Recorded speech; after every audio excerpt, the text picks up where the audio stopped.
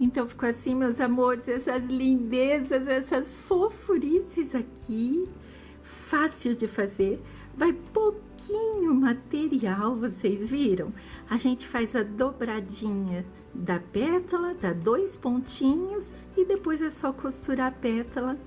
4 pétalas formam essa fofura aqui, meus amores. Olha que coisa mais linda dessa vida. Quem me segue sabe das minhas humildes criações. Essa daqui é mais uma humilde criação minha, meus amores, e eu espero que vocês gostem. É uma flor linda, fácil de fazer e a gente aplica em vários tipos de superfícies, né?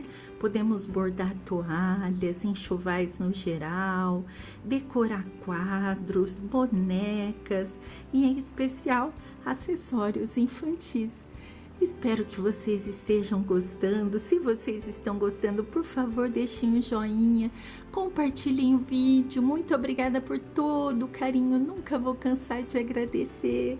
Me sigam no Instagram, @elaine.arte.acessórios.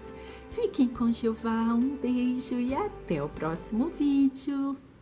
We were driving down the coastline, windows open, hearts on fire.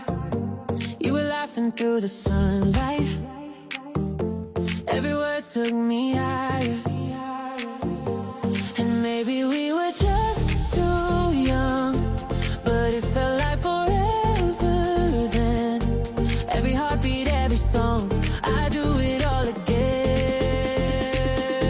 When we were gold, shining in the summer glow, didn't care where time would go. We were endless, don't you know? When we were gold, every touch would overflow. We were burning heart and soul.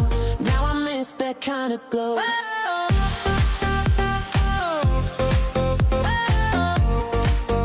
Now I miss that kind of glow.